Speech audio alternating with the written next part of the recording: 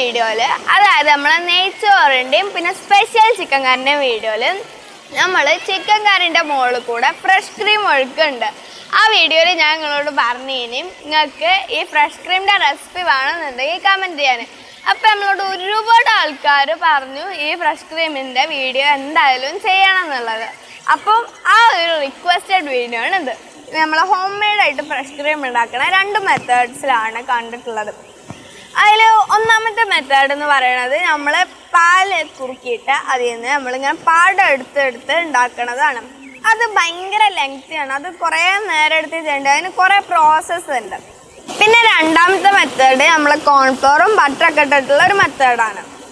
അപ്പോൾ അതിൽ നിന്നൊക്കെ ഡിഫറെൻ്റ് ആയിട്ട് എങ്ങനെയാണിത് ഈസി ആയിട്ട് ഉണ്ടാക്കുക, അതായത് നമുക്ക് അവൈലബിൾ ആയിട്ടുള്ള സാധനങ്ങൾ കൊണ്ട് തന്നെ ഈസി ആയിട്ട് സിമ്പിൾ മെത്തേഡിൽ എങ്ങനെ ഉണ്ടാക്കുക എന്നുള്ളത് ഞാനൊന്ന് പരീക്ഷിച്ച് വിജയിച്ച സംഭവമാണ് നമ്മൾ ഉണ്ടാക്കിയ ഫ്രഷ് ക്രീം.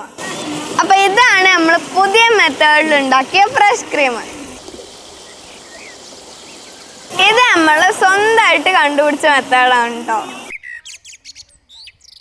ഈ ഫ്രഷ് ക്രീം വെച്ചിട്ട് ഞാൻ ഇപ്പോൾ ഒരു ഫ്രൂട്ട് സലാഡ് ഉണ്ടാക്കാൻ പോവാണ്. അതിൻ്റെ മുമ്പ് ഞാൻ എങ്ങനെയാണ് ഈ ഫ്രഷ് ക്രീം ഉണ്ടാക്കിയത് ഞങ്ങൾക്ക് ഇപ്പോൾ കാണിച്ചു തരാം.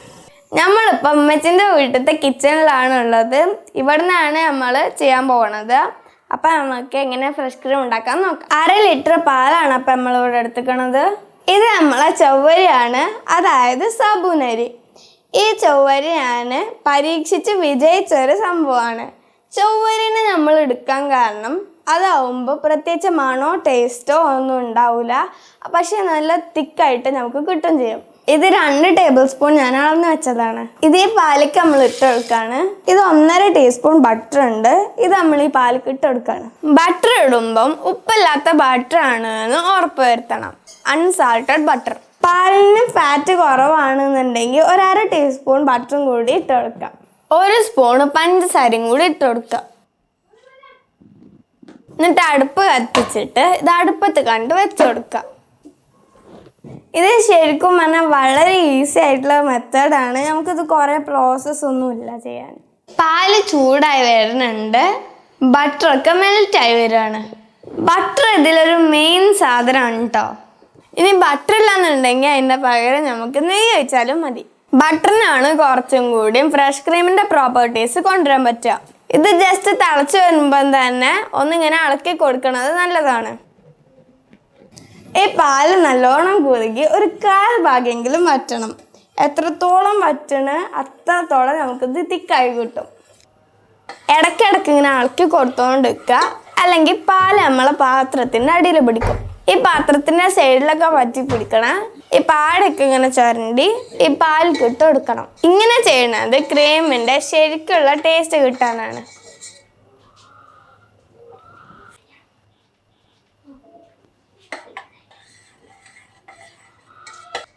ഇപ്പൊ പാല് നന്നായിട്ട് തിളച്ച് കുറുകി വരുന്നുണ്ട്. പാല് തിളച്ച് കുറുകണ കൂട്ടത്തിൽ ചൊവ്വരി നന്നായിട്ട് വേഗം കൂടി വേണം. ഇപ്പൊ നമുക്ക് ആവശ്യമുള്ള തിളച്ച് കുറുകി വന്നിക്കണം. ഇനി നമുക്ക് സ്റ്റൗ ഓഫ് ചെയ്യാം. ഇതാണ് ഇതിൻ്റെ കൺസിസ്റ്റൻസി. ഇനി ഇതിവിടെ കടന്ന് നല്ലോണം ഒന്ന് ചൂടാറട്ടെ. ഇതിപ്പോൾ നല്ലോണം ചൂടൊക്കെ ആറിയിട്ടുണ്ട്. ഇനി ഇതിൻ്റെ അടുത്ത സ്റ്റെപ്പ് ഒരു മിക്സിയിലിട്ട് നല്ലോണം അരച്ചെടുക്കലാണ്. അപ്പം നമുക്കിനി ഇത് അരച്ചെടുക്കാം.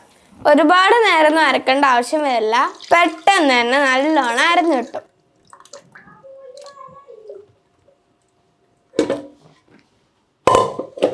ഇത് നമ്മൾ അടിക്കുമ്പോൾ മിക്സിൻ്റെ ജാറിലോ അല്ലെങ്കിൽ ഉപയോഗിക്കുന്ന കയ്യിലോ ഒന്നും വെള്ളമൊന്നും ഉണ്ടാവരുത്. ഫുള്ള് നമ്മൾ തുടച്ച് ഡ്രൈ ആക്കി വെക്കണം.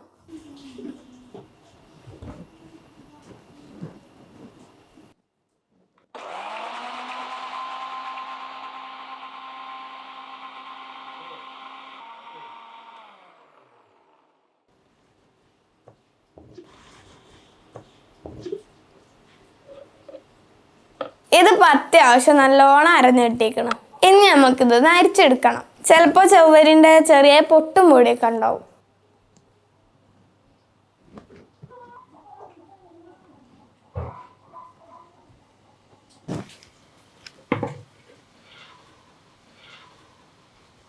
ഓക്കെ, ഇപ്പം നമ്മളെ ഫ്രഷ് ക്രീം ഓൾമോസ്റ്റ് റെഡിയായി. ഇത് കണ്ടോ, നല്ല തിക്കായി സ്മൂത്തായി ഫ്രഷ് ക്രീമിൻ്റെ അതേ തിക്നെസ് തന്നെയാണ് കിട്ടിയിരിക്കുന്നത്.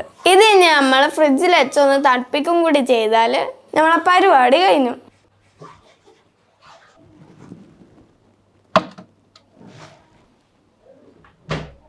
ഇനി ഇതവിടെ നിൽക്കട്ടെ. ഒരു 2 മണിക്കൂർ കഴിഞ്ഞിട്ട് നമുക്ക് ഇത് ഫ്രഷ് ക്രീമിൻ്റെ ഉപയോഗത്തിന് എടുക്കാം. അങ്ങനെയാണ് ഞാനിത് ഉണ്ടാക്കിയത്. ഞാനത് 2 മണിക്കൂർ ഫ്രിഡ്ജിൽ വെച്ചെടുത്തതാണ്. ഇതിപ്പോൾ തണുക്കും കൂടി ചെയ്തപ്പോൾ ശരിക്കും ഫ്രഷ് ക്രീം ആയി. ടേസ്റ്റും പക്ക ഫ്രഷ് ക്രീമിൻ്റെ തന്നെയാണ് കേട്ടോ. അപ്പം നമ്മൾ ഇത് വെച്ചിട്ട് ഫ്രൂട്ട് സലാഡ് ഉണ്ടാക്കാൻ പോവാണ്. ഫ്രൂട്ട് സലാഡിനായതുകൊണ്ട് ഇതിൽ കുറച്ച് പഞ്ചസാര പൊടിച്ചത് ഇട്ട് കൊടുത്ത് ഒന്ന് ബ്ലെൻഡ് ചെയ്ത് കൊടുക്കുക. ഒരു ബ്ലെൻഡർ വെച്ചിട്ട് ബ്ലെൻഡ് ചെയ്യുകയാണെന്നുണ്ടെങ്കിൽ കുറച്ചും കൂടി നല്ലതാണ്. ഇല്ലെങ്കിലും സാരമില്ല, സ്പൂൺ കൊണ്ട് ചെയ്താലും മതി.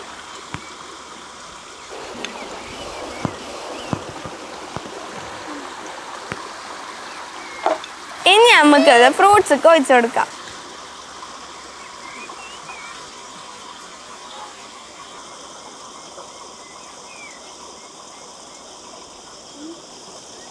നല്ലോണം ഒന്ന് ഇങ്ങനെ മിക്സ് ചെയ്യട്ടെ.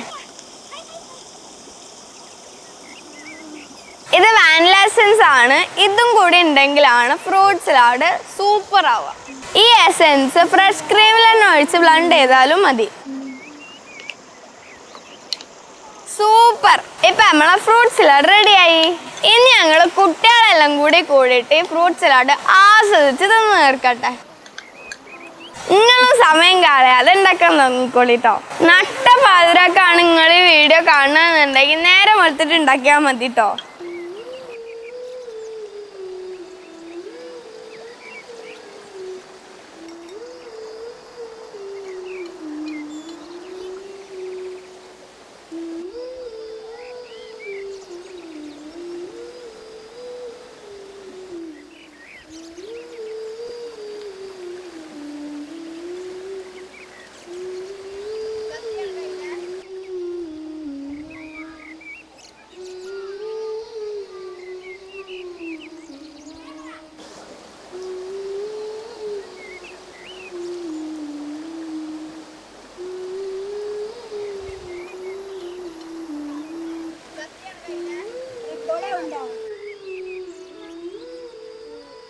ഈ ഒരു ഫ്രഷ് ക്രീം സാധാരണ കടയിൽ നിന്ന് വാങ്ങണ അതേ ഫ്രഷ് ക്രീമിൻ്റെ പ്രോപ്പർട്ടീസ് തന്നെ ഉണ്ട്.